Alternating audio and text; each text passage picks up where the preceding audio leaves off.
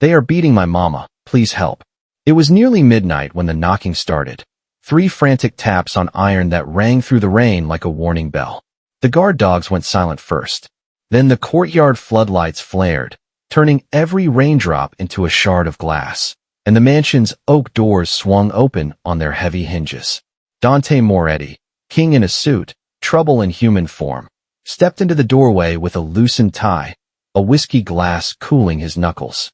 The storm wind pushed against him, carrying in the smell of wet asphalt and something else, fear, small and sharp as a needle.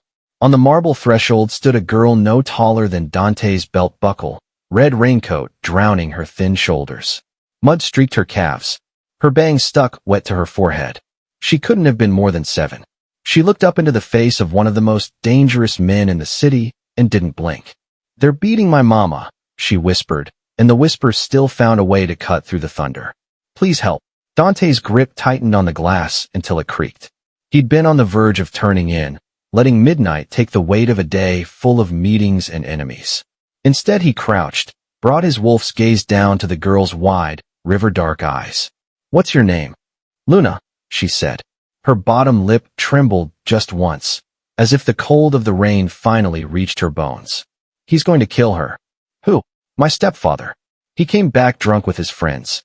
He said she was an embarrassment," Luna said, words spilling like she had damned them for hours and finally cracked. He threw her on the floor. I ran. The rain had matted Luna's lashes. Still, her eyes were dry. Dry like someone who'd learned crying wastes time. Dante stood. Behind him, Enzo and Malek, 2 of his most lethal, were already sliding from the shadows of the foyer, guns holstered, questions clenched between their teeth. "Boss?" Enzo asked. Dante didn't answer him. He looked at the girl again. "You did good coming here." He nodded at Malek. "Get the car." "Which car?" Malek asked, though he already knew. "The fast one," Dante said. The thunder answered for Malek as he disappeared into the rain. Dante turned to Enzo. "Wake medical. Put them on standby. And call Valeria. If we're walking into a nest, I want eyes everywhere." Enzo moved, phone already dialing. Dante shrugged into his coat. He didn't bother with an umbrella. "Luna," he said, "stay with me."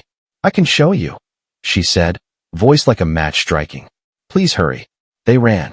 The gates screamed open, the black sedan chewing the distance between the mansion's safety and the city's rusted bones. Luna sat between Dante and Enzo in the back seat, small hands and fists on her knees. Dante watched the rain streak backward across the glass and listened to her give directions in quick, sure bursts. Left at the burned-out deli, right where the church steeple was missing its cross, straight past the boarded school. "How far?" Dante asked. 3 more blocks, Luna said, the words too steady for a child. "Apartment 3C.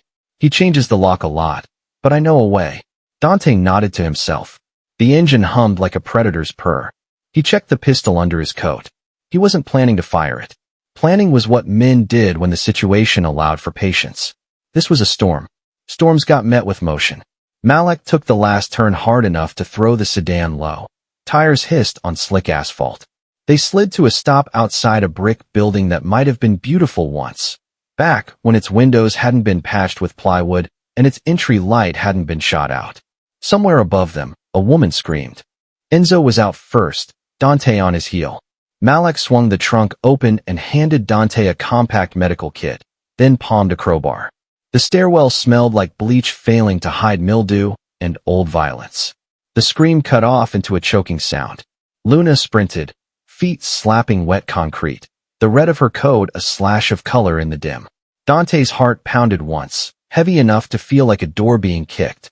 3C had a new metal door, cheap, strong, false confidence. Luna didn't slow.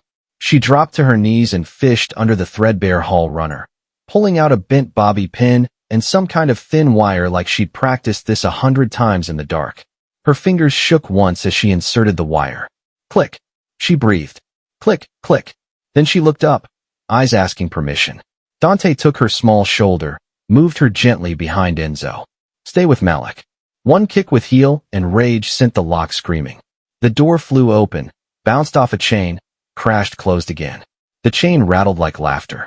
Enzo lifted his weapon. Dante raised a fist for weight. The chain snapped under Malik's crowbar a second later.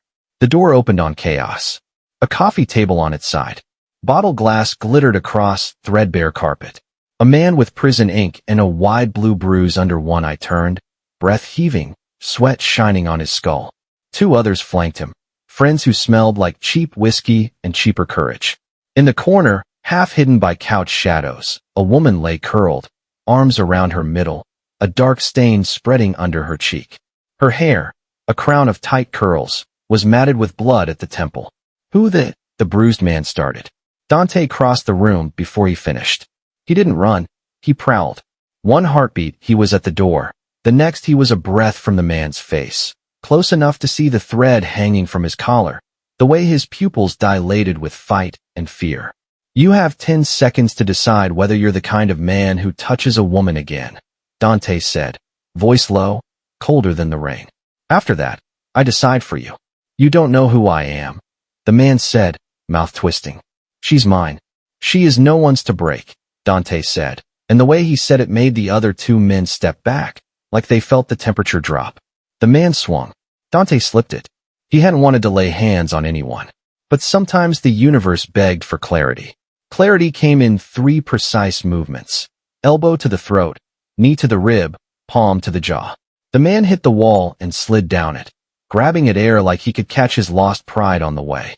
The two friends found their courage, but Enzo and Malik cut it out with professional brutality. No guns. Only the heavy punctuation of fists and restraint zip ties that clicked like cuffs. Dante ignored them. He went to the woman. "Ma'am," he said, crouching, his voice doing a knife-to-silk transformation. "I'm Dante. Your daughter came for help. You're safe now." The woman's eyes fluttered. One was swelling. The other fixed on Dante with raw focus. "Luna," she rasped. "She's with us," Dante said. "She's safe. May I touch you?" She nodded once, the gesture nearly invisible. Dante's hands moved with a surgeon's care. He tilted her head, checking the gash, noting the jagged coffee table edge smeared with blood. He slid the medical kit open. "Enzo."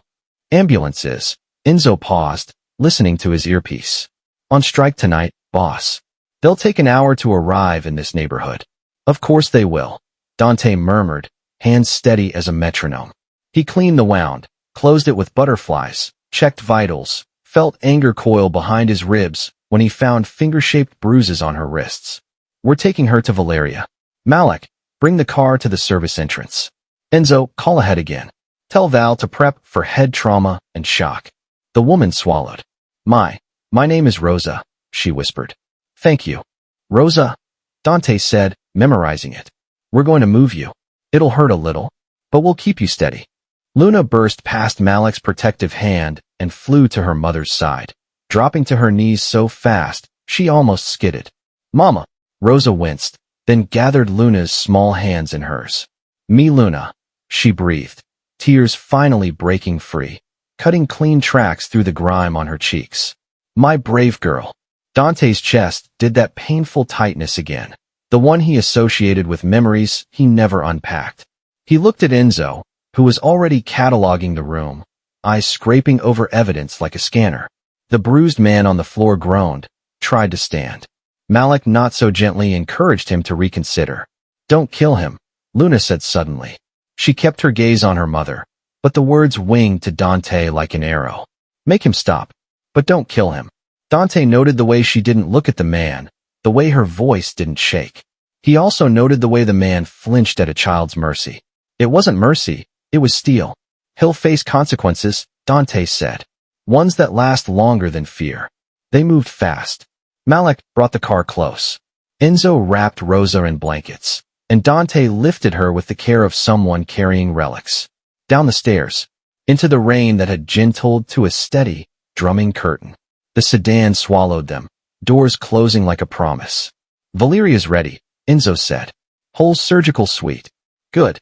Dante settled Rosa against him to keep the ride sway from jarring her. Luna leaned into her mother's side, small body rigid from the effort of not crying. The city streaked by a neon smeared by rain, sirens far away like ghost wolves. Dante thought of all the women who had no one to run to, no gates to knock at, no wolves willing to bite other wolves on their behalf. The thought tasted like iron.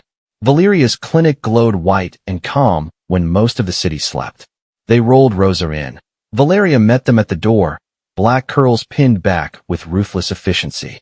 She scanned Rosa once, then threw a look at Dante like a thrown scalpel. You keep bringing me the city's broken hearts. I should invoice the mayor. Save the speeches for after, Dante said, faint smile ghosting across his mouth. Head trauma, right orbital swelling, contusions on both wrists and ribs. Possible concussion. She's stable. Valeria's fingers were quick and exact. Her voice softened when she turned to Luna. You can come with me up to the window. You'll see your mama the whole time. Luna looked at Dante. Not at Valeria, not at the shining steel of the medical bay. At Dante. And the trust in that look, clean, fierce, hit him harder than any punch. I'll be right here when you come out, he said.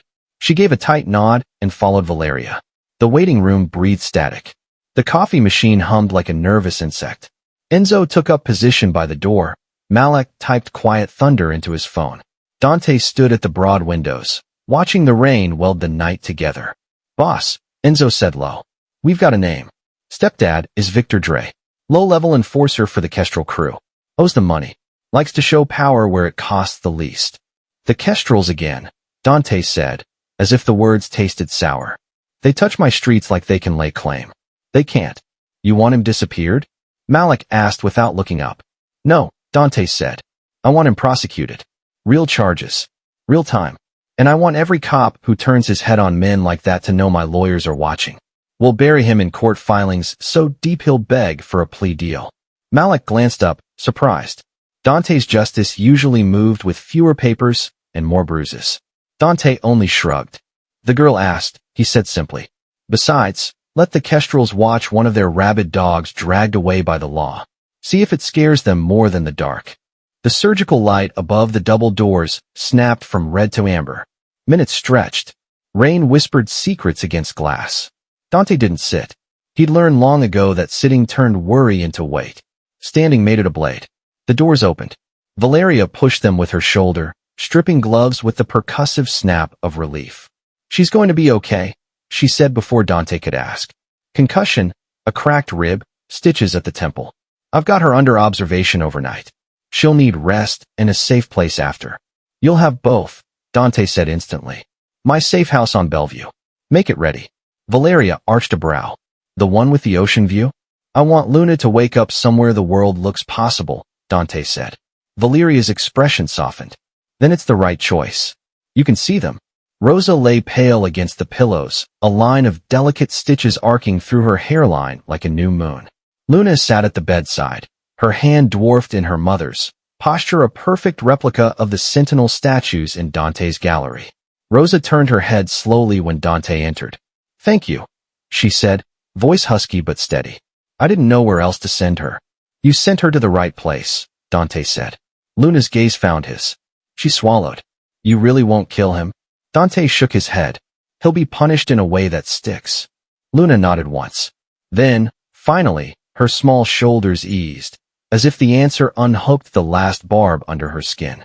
She looked smaller without the armor of emergency. Younger. A child, not a commander. Rosa's fingers tightened around Luna's. I don't know how to repay you, she said. You don't, Dante replied. You heal. You protect your daughter. You let me worry about the rest. A beat of silence settled that felt like the first breath after drowning. Valeria checked the monitors. Malek leaned against the doorframe, easy as gravity. Enzo's phone buzzed, a soft sound out of respect.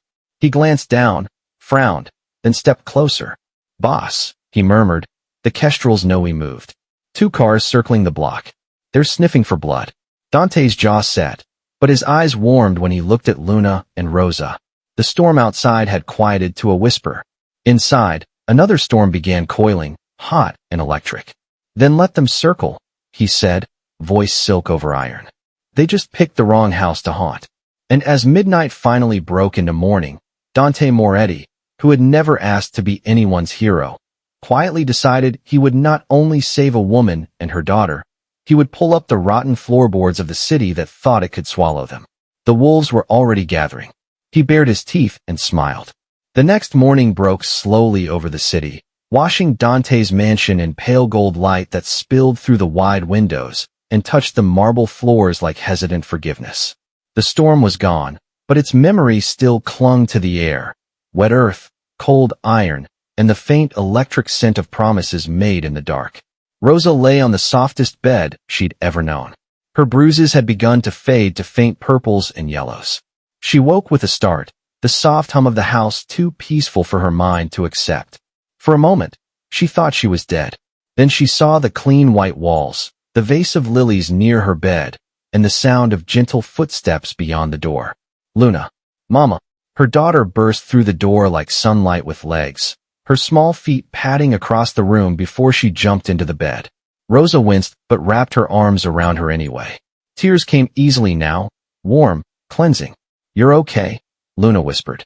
"You're safe now, Mama. Mr. Dante said no one will ever hurt you again." Rosa froze at the name. Dante. Before Luna could answer, the door opened quietly, and there he was, Dante Moretti, the man whose name carried both fear and respect across the city. But here, standing in the doorway, he looked almost human. The morning light softened the sharp lines of his jaw.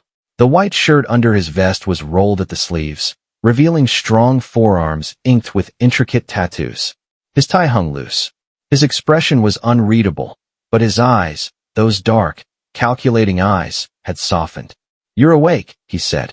His voice was low, rough like gravel coated in honey. "How are you feeling?" Rosa swallowed. "Better? Thanks to you."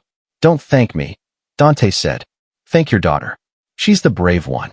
He turned slightly, nodding at Luna with a faint smile. "You've got a lion's heart, kid." Luna grinned, the first genuine smile since that horrible night. "Mama says lions protect their family."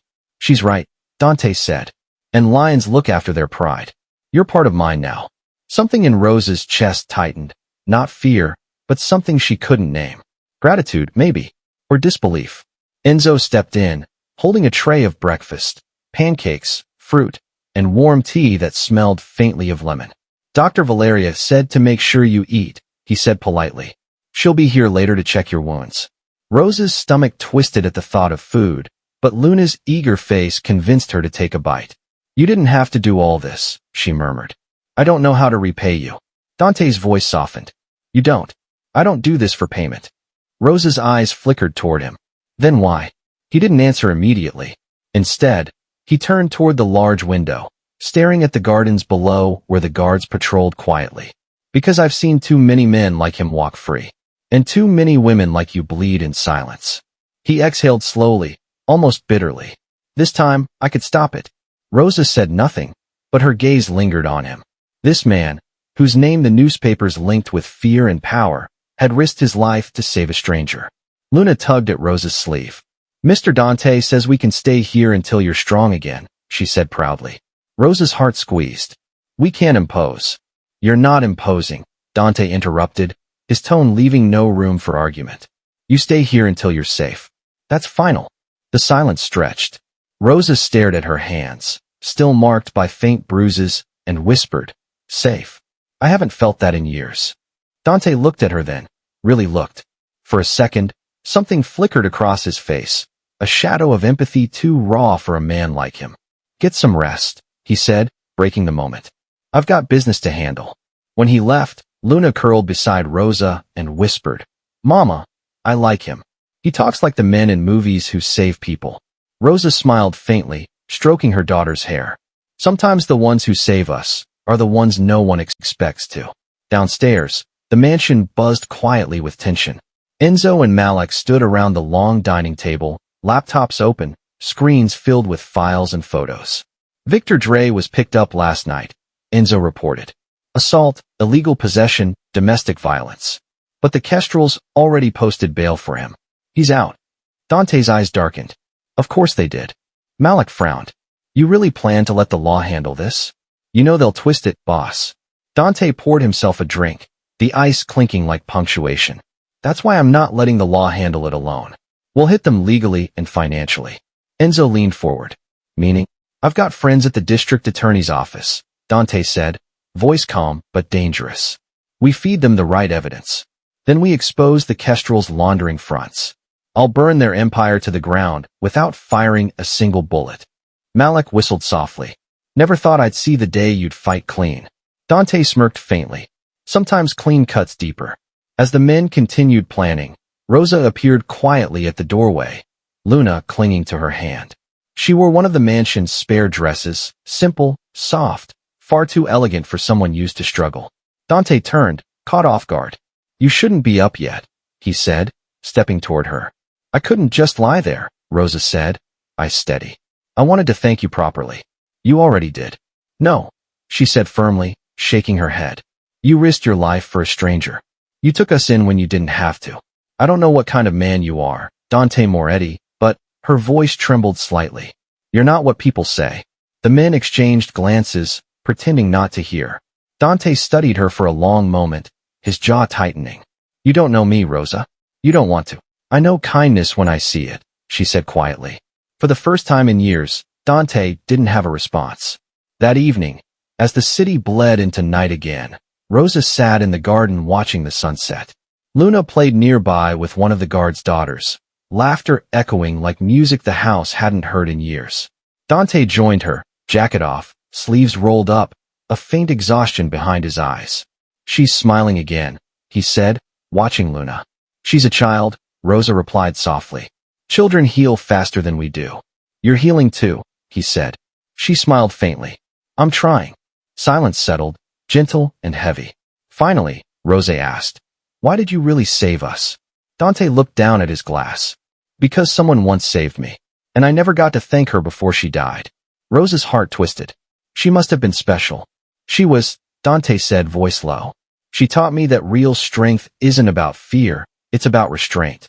I forgot that lesson for a long time. Until last night. Rosa's eyes softened. Maybe you remembered it just in time. Dante met her gaze then, and something unspoken passed between them, an understanding that neither words nor gratitude could capture. Later that night, Luna was fast asleep, curled up under silk sheets. Rosa stood on the balcony, the wind lifting her curls as she looked out at the glowing city lights. She had no idea what tomorrow held, but for the first time in years, she felt safe. Inside, Dante stood in the shadows, watching her silhouette against the glass. There was something about her calm, about the quiet power she carried even in brokenness, that stirred something long buried in him. Enzo stepped into the room silently. Boss, he said, our sources say Victor Dre's bragging that he'll come for her again. He doesn't believe you'll stop him. Dante's expression hardened, the softness evaporating like mist. Then he's about to learn what happens when a man mistakes mercy for weakness. He set the glass down, eyes cold again, but beneath that, fire. Because Dante Moretti might have chosen law over blood this time. But if Victor Dre came near Rosa or Luna again, he'd remember why people once whispered Dante's name with fear. The following day, the mansion was no longer quiet. The calm that had settled over it the night before had vanished, replaced by tension thick enough to feel in the air. Rosa woke up to the sound of muffled voices downstairs, the kind that carried authority and danger all at once. She rose slowly, her muscles aching from the previous night's exhaustion, and peeked through the window curtains. Men in suits moved across the courtyard, talking into earpieces, their eyes sharp and alert. Something was happening. She found Luna in the kitchen, happily eating pancakes under the supervision of one of Dante's staff. Her daughter waved and smiled like nothing was wrong, but Rosa could feel the unease in her chest spreading. She stepped out onto the hall and followed the voices. From the study came the low rumble of Dante's tone. The door was slightly ajar, and she could hear Enzo's voice mentioning Victor Dre. Her stomach tightened at the name. When she stepped in, every head turned. Dante was standing behind the desk, his sleeves rolled up again, veins tense along his forearms. The sunlight filtering through the blinds sliced his face in lines of shadow and gold. Enzo stood with a tablet in his hand, the screen glowing with what looked like legal documents and pictures of men in suits she didn't recognize. They all looked dangerous. Dante turned his gaze toward her, and for a moment his expression softened, but only slightly. She could tell he didn't like her hearing what was being discussed. She didn't care. She wanted to know. The air in the room smelled faintly of expensive whiskey and burnt espresso, as though the night before had left its mark. After a moment, the men left the room, closing the door behind them. Dante stood still, looking out the window toward the driveway where black cars waited. The silence that followed was sharp. Rosa could feel something heavy in his mood. He wasn't just angry. He was preparing for something. Rosa stepped closer, her bare feet quiet against the carpet. She stopped a few feet away from him, unsure if she should speak. His broad shoulders were tense, his jaw locked.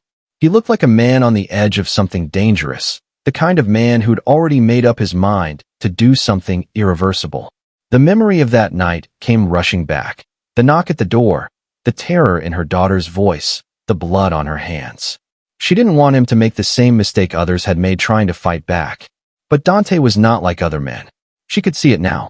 He didn't just react, he calculated.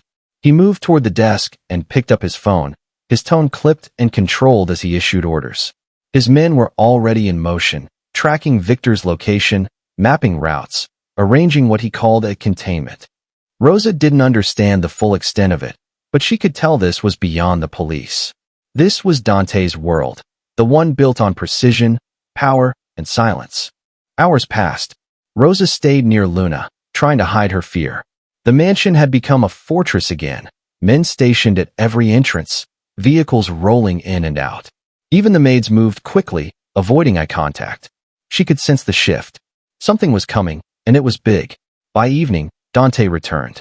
The sky outside was painted in deep crimson, and the hum of engines faded as the cars pulled in. He stepped inside, removing his gloves, his suit slightly wrinkled, his face unreadable. His shirt collar was unbuttoned, and faint traces of blood marked his knuckles. He wasn't proud of it, but he didn't seem ashamed either. Rosa met his eyes, and for a moment the world narrowed down to that silence between them. He poured himself a drink and sat on the edge of the table. The tension in him seemed to pulse in the air. Rosa could feel the weight of his decisions even if he didn't say a word. There was no need to ask what had happened. The answer was in his eyes. The man who had broken her body and nearly destroyed her life would never raise another hand to anyone again. But there was something else beneath the victory, something that looked almost like guilt. For a man who had spent years living by his own laws, Dante looked like he'd just remembered what it meant to carry the burden of justice. Rosa saw the humanity in him then, not the mafia boss the world feared, but a man trying to rebuild what his own darkness had broken long ago. She stepped closer, reaching for the glass in his hand. Her fingers brushed his, and he didn't move away. The air between them tightened, charged with something neither of them could name. She set the glass down gently and whispered that he didn't have to carry this alone. He looked at her then, and the mask he wore cracked just enough for her to see the man beneath it. For a fleeting second, the pain, the exhaustion, and the quiet yearning in his eyes made her heart twist. This wasn't just a man seeking vengeance. This was a man who had found purpose in protecting her. Luna ran in, breaking the silence.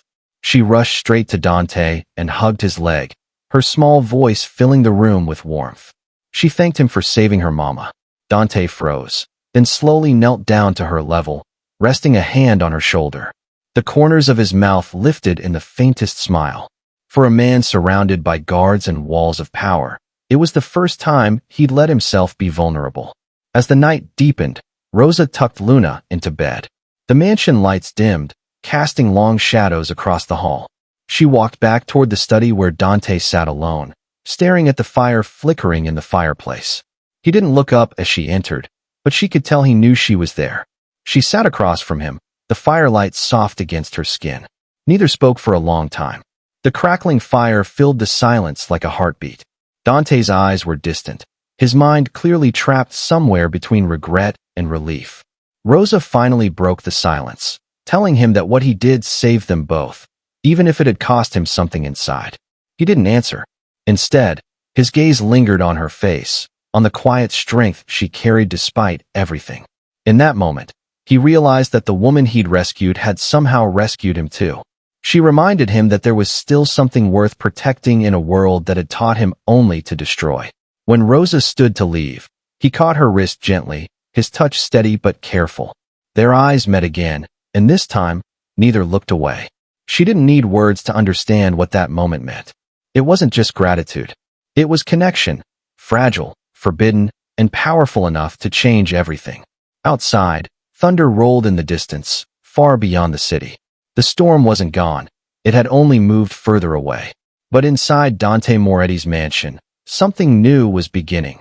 Something raw and real, born not from violence, but from the fragile hope that even broken people could find light again.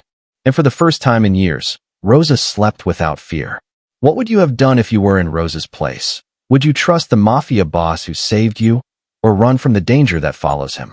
Tell me in the comments below.